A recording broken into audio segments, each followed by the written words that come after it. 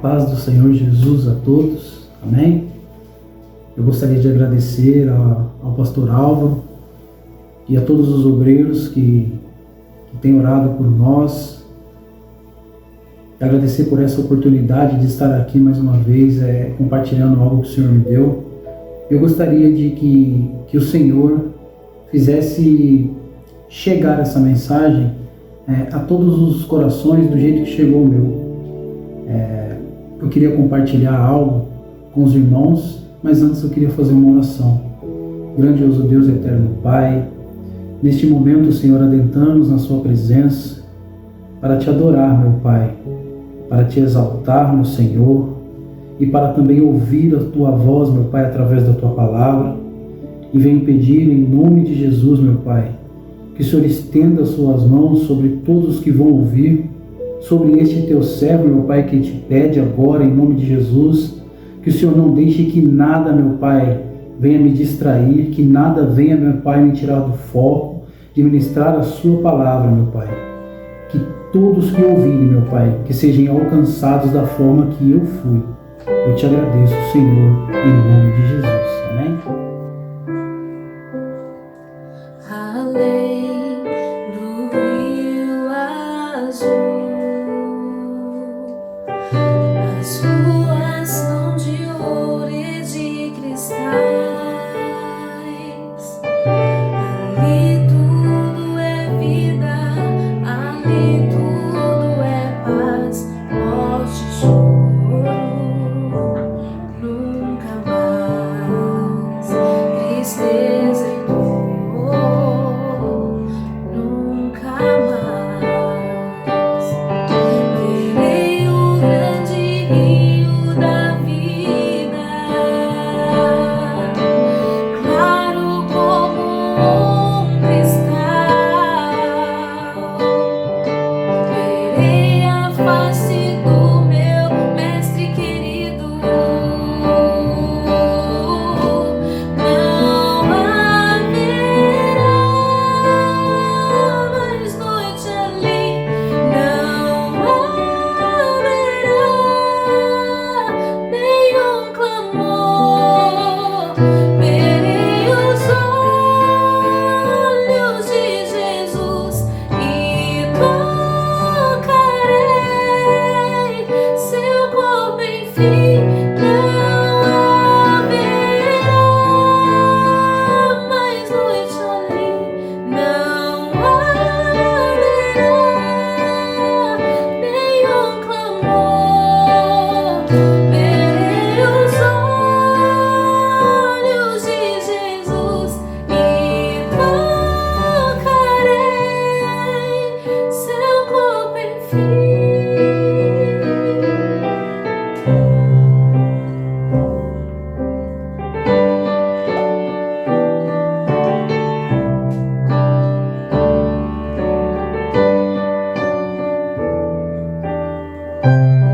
As nações andarão em sua luz e as portas jamais se fecharão.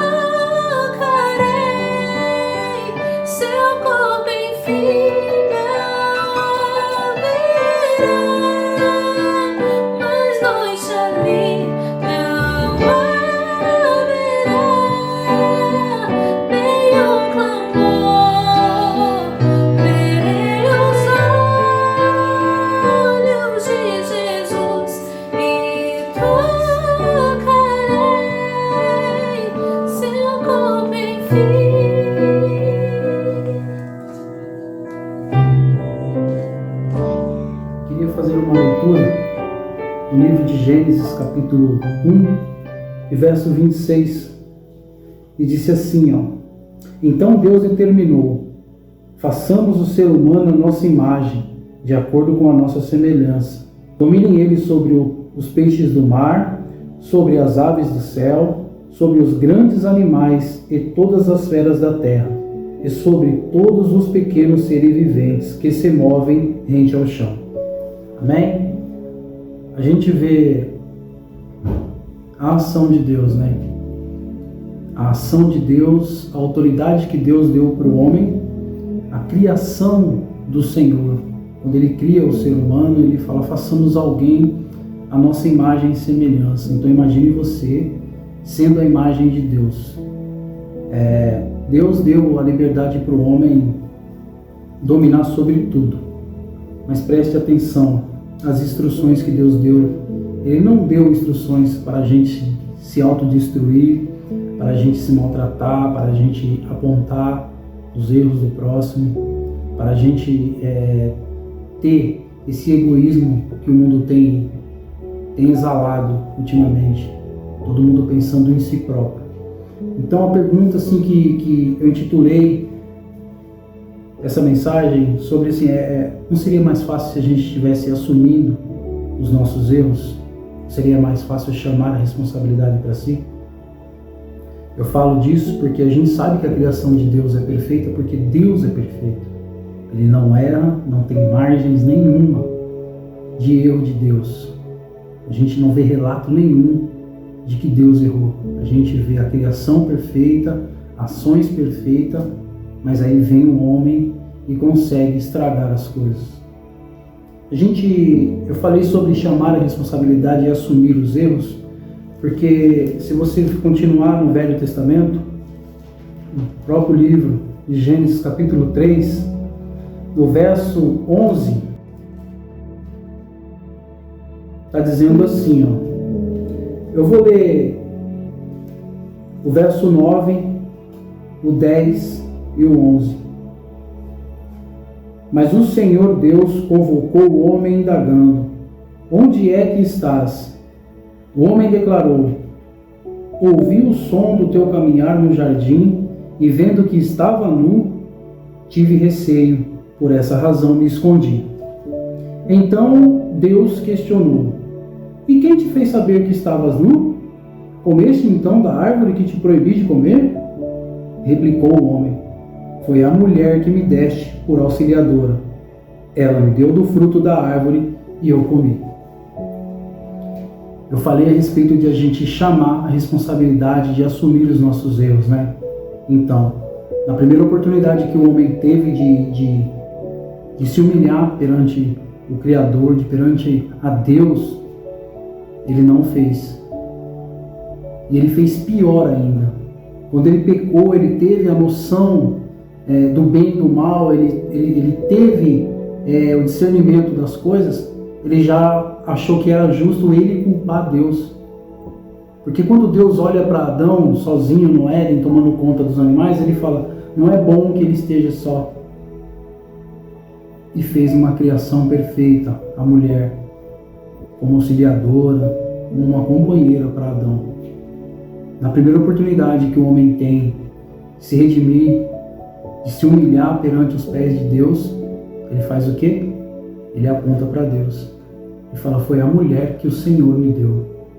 Olha só como que o homem, depois que teve o conhecimento, passou a agir. Será que essas atitudes mudaram? Elas estão agradando a Deus? A gente fala de restauração, a gente fala de ter uma comunhão com Deus, mas para você ser restaurado, para você realmente ter uma comunhão com Deus, você tem que aprender a assumir os seus erros, a se dirigir a Deus como você sendo um ser muito pequeno,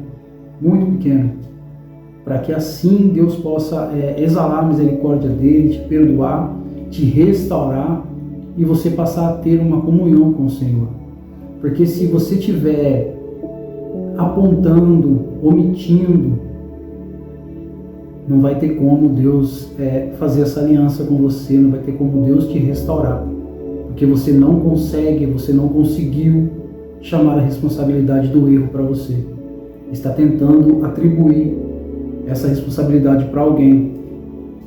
Eu vejo muitas histórias de pessoas que se apoiam em erros cometidos no passado, da forma que foram criados, da forma que viveu, para culpar, para servir de alicerce tudo o que está acontecendo na vida da mesma pessoa agora.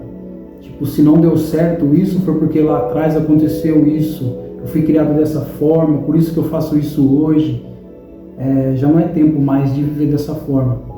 É tempo de você reconhecer que Deus é o Criador, que Ele é o Senhor das nossas vidas, assumir a sua parcela de erro e fazer a escolha certa, de sempre estar buscando os pés do Senhor, para que Ele venha assim te restaurar. E para você ser restaurado tem que vir de dentro, tem que ser um pedido muito sincero, tem que ser uma conversa muito justa com Deus. Você tem que ser sincero ao extremo, para Deus entender e para ter atenção, para você atrair a atenção do Senhor. Aí sim as coisas vão dar certo. Eu separei uma leitura do livro de 2 Samuel, né? É uma leitura bem conhecida, que a gente fala de Davi, sabe? Um homem segundo o coração de Deus. 2 Samuel, capítulo 12. Eu vou ler o verso 4, porque quando Deus envia o profeta dele para falar com Davi, olha só como que o profeta ele chega abordando Davi, né? Capítulo 12, verso 4 de 2 Samuel diz assim: certo dia um forasteiro chegou à residência do homem rico, mas este não quis lançar mão de uma de suas próprias ovelhas ou dos seus muitos bois, a fim de oferecer-lhe uma refeição. Em vez disso, tomou a cordeira que pertencia ao pobre e serviu ao visitante. Aí Davi escutando essa história que todos os irmãos conhecem, no verso 5, diz assim: no mesmo instante, Davi se encheu de ira contra aquele forasteiro e afirmou a Natã: juro por Deus, o nome do Senhor, que o homem que cometeu tamanha impiedade merece a pena de morte. Viu como é fácil apontar os erros quando você está de fora da situação? Como é bem mais simples? Só que Natã fala: este homem és tu, Davi. Imagine o semblante de Davi quando caiu em si que ele tinha cometido tal pecado. Ele adulterou, ele premeditou a morte de Urias e deu no que deu. Só que a gente sabe que quando Davi fala com Deus, Davi ele é sincero. Davi se rasga na presença do Senhor, ele se humilha. E nisso a gente vê a tristeza de Deus. Deus ele se entristece quando a gente comete tais erros e não assume a responsabilidade. Sabe por quê? Porque no verso 7, Deus usa a vida de Natã e fala assim para Davi, ó: então Natã revelou a Davi: este homem és tu, e assim diz o Senhor, Deus de Israel: eu te ungi rei de Israel, eu te salvei das mãos de Saul, eu te dei o palácio e as mulheres do teu Senhor, e te dei a casa de Israel de Judá. E se isso não fosse o suficiente, eu haveria acrescentado muito mais. Olha só como Deus está triste, como Deus fala: precisava disso, Davi? Precisava de você premeditar um assassinato, um homicídio, de você tomar a esposa de um homem para você, sendo que eu te dei tudo isso? Era só você me pedir, Davi. Não precisava. E Deus se entristeceu. Só que a gente entende que o homem sempre foi falho. Depois da queda, o homem passou a cometer inúmeras falhas. E Deus sempre querendo o contato com o homem, Deus sempre querendo a comunhão, caminhar junto. No Salmo de número 51, Davi fala para Deus: tem misericórdia de mim, Senhor, segundo as tuas infinitas benignidade. Davi tá se retratando ali. É um salmo que fala que assim que Natan revela a Davi que era ele, aí Davi emite esse salmo, ele escreve isso. E Deus deixa relatado para a gente entender que mesmo o homem sendo segundo o coração dele, ele falhou. Só que Deus perdoou Davi. Deus perdoou, a comunhão com Davi continuou. Só que não teve a falta de punição. E Deus deixou bem claro: por causa desses teus atos vão acontecer tais coisas. Então não é melhor a gente chamar a responsabilidade e talvez passar a dificuldade mais aos pés do Senhor? Porque no verso 10 do mesmo Salmo de número 51, Davi diz assim: cria em mim, ó Deus, um coração justo, um coração, devolva-me a alegria. E Davi, ele tinha medo, sabe do quê? Não era de perder as mulheres, o reinado, aquela mordomia que ele tinha. Ele tinha medo de perder a presença do Senhor. Muitos estão se afastando da presença de Deus por conta de não assumir os erros, achar que dá para empurrar para baixo do tapete, sabe? Não ficar na posição certa, não tomar a atitude certa. Eu sei que é difícil, porque eu mesmo, todos os dias, tento falar com Deus e expor para Ele as minhas falhas, pedir para que Ele me ajude a vencer, as lutas diárias. Para a gente falar de restauração, no livro de Lucas, quando a gente fala de restauração, eu falei para vocês que tem que vir realmente de dentro da alma. Lucas 15 tem uma passagem muito conhecida que é do filho pródigo, A gente sabe que esse filho havia se perdido, e é assim que acontece no mundo. As pessoas se perdem e Deus está sempre pronto para perdoar. Mas aí depende da pessoa dar um passo na direção do Senhor, assumir o erro e de coração confessar o seu pecado. Lucas 15, no verso 18, no verso 17 diz assim, foi quando caía em si, falou consigo mesmo: quantos empregados de meu pai têm comida com fartura e eu aqui morrendo de fome? Levantar-me-ei, tomarei o caminho de volta para o meu pai, e ao chegar-lhe confessarei: Pai, pequei contra o céu e contra ti. Não sou mais digno de ser chamado de seu filho. Trata-me como um dos teus trabalhadores. Uma história conhecida: o rapaz pediu a parte dele, sumiu e viveu da forma que achava que tinha que viver. Só que quando lhe caiu a consciência que ele tinha gastado tudo, ele tinha perdido tudo e não restava mais nada a não ser retornar para a casa do pai, ele reconheceu que ele tinha que pedir perdão. Ele reconheceu que tinha que dizer isso, porque está falando que ele estava pensando, então estava na mente, só que desceu para o coração e ele pôs tudo isso em prática. Porque está escrito no verso 20 assim: logo em seguida levantou-se e saiu na direção do pai. Vinha caminhando ele distante, quando seu pai ouviu, e pleno de compaixão, correu ao encontro do seu filho. E muito o abraçou e o beijou. Então o filho lhe declarou: Pai, pequei contra o céu e contra ti. Não sou mais digno de ser chamado de seu filho. O pedido foi sincero, a conversa foi sincera. Mas a atitude do pai em correr na direção do filho, já abraçar e beijar, já estava apontando para Jesus, que está sempre pronto para nos abraçar, para nos tirar essas feridas, para nos perdoar. E é muito bom você se sentir seguro, você se sentir na presença de Deus, você saber que Jesus está sempre caminhando ao nosso lado. Isso é muito bom, porque Deus está sempre pronto para perdoar. Esse é um exemplo de restauração, porque o pai devolveu tudo de volta ao filho, fez festa, o vestiu com a melhor roupa, colocou um anel no seu dedo, sandálias, Isso mostra a atitude que Deus faz conosco quando a gente o aceita, quando a gente reconhece o nosso erro.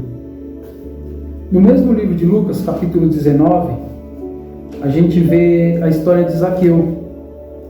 A gente vê que Zaqueu, ele teve a intenção de ver Jesus, porque ele subiu num lugar para ver Jesus. Então o desejo de Zaqueu já era ver Jesus. Jesus ia passar por ali porque ele tinha que conversar com Zaqueu. É isso que eu disse, a gente tem que dar sempre um passo na direção de Jesus.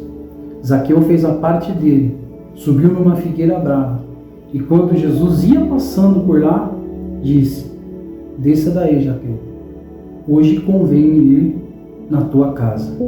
Olha só como o coração de Zaqueu já estava preparado, como Zaqueu já estava preparado para assumir o erro. E ele faz isso. Ele pede é um tipo de um pedido de perdão que vem de dentro da alma. Por isso que Jesus declara o que ele declarou. Lucas 19, no verso 8. Então Zaqueu tomou a palavra e comunicou a Jesus: eis a metade dos meus bens, Senhor, que estou doando aos pobres. E se de alguém extorquir alguma coisa, devolverei 4 vezes mais. Diante disso, Deus declarou: hoje houve salvação nesta casa, pois este homem também é filho de Abraão. Aleluia. Hoje houve salvação nesta casa. Ele confessou, ele sentiu o desejo de ver Jesus, de ter um encontro com Jesus, e foi muito abençoado pela presença do Deus vivo que servimos, porque o próprio Jesus disse: a salvação chegou na sua casa hoje, porque eu vim para buscar os perdidos. É isso que Jesus veio fazer. A restauração e o perdão, no livro Lucas também, capítulo 23, todo mundo fala assim: o ex-ladrão, ou um homicida, porque ele estava na condição de ser crucificado. E nessa época os crimes eram graves quando eram julgados na crucificação. No Evangelho de Lucas 23, 39, diz assim: um dos criminosos que ali estavam crucificados esbravejava insultos contra ele: não és tu o Messias? Salva-te a ti mesmo e a nós também. Mas o outro criminoso o respondeu afirmando: nem ao menos temes a Deus? Estando sob a mesma sentença, nós, na verdade, estamos sendo executados com justiça, pois que recebemos pena que nossos atos merecem. Porém, este homem não cometeu mal algum. Então, dirigindo-se a Jesus, rogou-lhe: Jesus, lembra-te de mim quando entrardes no teu reino. E Jesus lhe assegurou: com toda a certeza te garanto, hoje mesmo estarás comigo no paraíso. Olha só, além dele reconhecer, assumir a responsabilidade, aceitar o julgamento, ele reconheceu o senhorio de Deus, o reinado de Jesus. Lembra-te de mim quando entrar no teu reino. Em algumas traduções diz no paraíso. E Jesus, ele atraiu a atenção de Jesus. Olha que lindo, aleluias. Ele atraiu o olhar de Jesus, porque Jesus respondeu de pronto e imediato: hoje mesmo estarás no paraíso ou no reino comigo. Maravilha. Maravilha uma pessoa ser perdoada no último ato, né? Mas isso vem do coração, isso vem de dentro, sabe? Esse pedido, esse temor de Deus foi criado ali, porque ele não aceitou ser crucificado sem assumir a responsabilidade dele.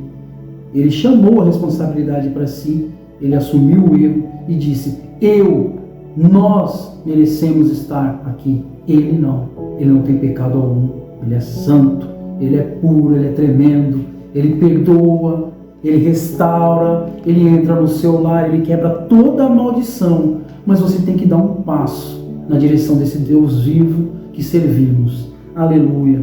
Se a gente for falar de restauração, a gente fala de Pedro. Pedro era todo maluco, né? Na nossa linguagem. A gente vê que era um homem que fazia as coisas que lhe vinha à cabeça. Então quando Jesus fala para ele, olha Pedro, você vai me negar, Pedro. Eu não vou, Senhor, eu não vou fazer isso. Não vou deixar ninguém tocar no Senhor, daquele jeito dele de protetor, né? Gosto muito dessa passagem. João 21, né? Que conta a história de que quando Jesus vai na praia, Jesus faz aquelas 3 perguntas também. É uma passagem muito conhecida. João 21, e Jesus fala para Pedro assim, Simão Pedro, tu me amas? Aí Pedro responde que sim, cheio de emoção, sim, eu te amo, Senhor. Aí Simão Pedro, tu me amas mais do que estes? Sim, Senhor, eu te amo. Mas a Bíblia diz que quando Jesus pergunta para Pedro pela 3ª vez, Pedro não responde já de imediato assim, eu te amo. Não, Pedro para, pensa. Só que a Bíblia diz aqui, ó, que pela 3ª vez perguntou, Simão, filho de João, tu me amas? Pedro ficou angustiado porque Jesus lhe perguntou a 3ª vez, tu me amas? E assegurou-lhe, Senhor, tu conheces todas as coisas e sabe que eu te amo. E sabe o que eu vejo de maravilhoso nessa história? Esse tempinho que o semblante dele mudou, em umas traduções diz que ele chorou, acho que caiu em si o tamanho do peso que tinha a pergunta de Jesus. Tu me amas, Pedro? Se tu me amas, como é que você agiu desse jeito? Como é que você mentiu? Como é que você me negou? Como é que você... Mas Jesus não falou isso para Pedro. Para mim, Pedro teve a noção de quem era que estava na frente dele. Quem era que ele havia caminhado, e veio a restauração. Porque em seguida Jesus fala assim para ele, apacenta as minhas ovelhas. Então, para a gente alcançar a misericórdia de Deus, para a gente ter essa comunhão maravilhosa com Deus, a gente tem que convidar Jesus para dentro do nosso lar, a gente tem que assumir a responsabilidade e a gente tem que ter diariamente uma conversa com Deus. Que Deus abençoe os irmãos. Eu agradeço essa rica oportunidade e em nome de Jesus essa mensagem vai tocar as pessoas certas. Obrigado pela oportunidade e fiquem com Deus.